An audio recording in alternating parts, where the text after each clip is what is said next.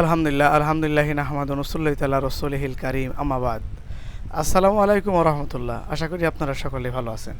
আজকে একটি গুরুত্বপূর্ণ টপিক নিয়ে আপনাদের সামনে উপস্থিত হলাম।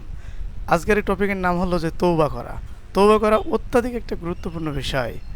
আল্লাহ সুবহানাহু ওয়া তাআলা পবিত্র কুরআনুল কারীমে অসংখ্য জায়গায় তিনি তার বান্দাদেরকে তৌবা করার কথা বলেছেন। রাসূল সাল্লাল্লাহু আলাইহি ওয়াসাল্লাম অসংখ্য হাদিসে তৌবা করার কথা বলেছেন। আল্লাহ সুবহানাহু ওয়া তাআলা সূরা নূরের ৩১ নম্বর আয়াতে বলছেন যে হে ঈমানদারগণ, তোমরা তৌবা করো এবং আল্লাহর দিকে ফিরে আসো, আশা করা যায় যে তোমরা সফলকাম হবা।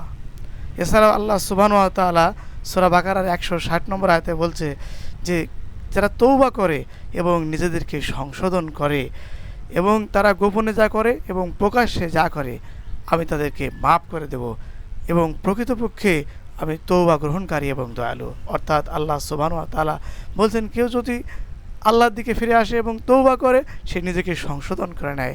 আল্লাহ সুবহানাহু ওয়া তাআলা বলছেন যে তার গোপনে এবং প্রকাশ্যে সে যা অপরাধ করেছে আমি তার এই অপরাধ ক্ষমা করব, কারণ আমি তৌবা গ্রহণকারী এবং আমি দয়ালু।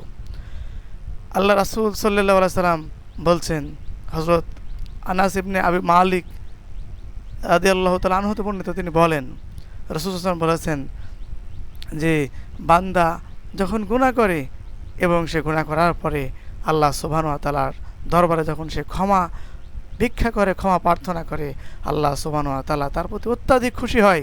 কেমন খুশি হয়? রাসূল সাল্লাল্লাহু আলাইহি ওয়াসাল্লাম বলছেন যে তেমন খুশি হয় একজন মরুভূমিতে তার একটি জীবিকা নির্বাহকারী উট যখন হারিয়ে যায়, অর্থাৎ তখন সে অত্যাধিক পেরেশানি পড়ে যায়। তো এই মরুভূমিতে তার একমাত্র জীবিকা নির্বাহকারী উটটা হারিয়ে গেল। এমতো অবস্থায় সে পেরেশানি অবস্থায় যখন তার এই হারানো উটটি ফিরে পায় তখন সে খুব খুশি হয়।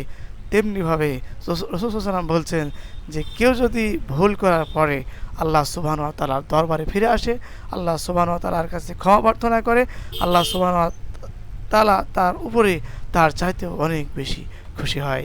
তাহলে আমাদের অবশ্যই ফিরে আসার দরকার আল্লাহর দিকে, যে আল্লাহ সুবহানাহু ওয়া তাআলা আমাদেরকে ক্ষমা করবেন। আল্লাহ রাসূল সাল্লাল্লাহু আলাইহি ওয়াসাল্লাম বলছেন যে মানুষের জন্য আল্লাহ সুবহানাহু ওয়া তাআলা ততদিন পর্যন্ত ক্ষমার দরজা খুলে রাখবেন।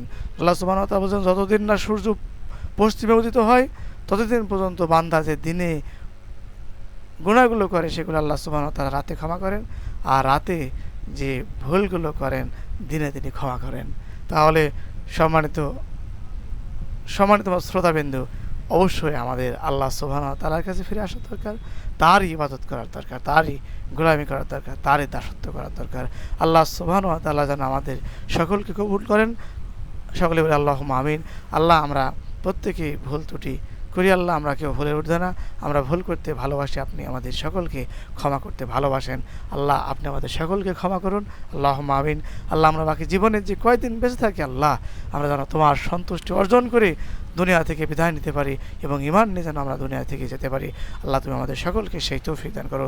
আল্লাহুম্মা আমিন। আসসালামু আলাইকুম ওয়া রাহমাতুল্লাহি ওয়া বারাকাতুহু।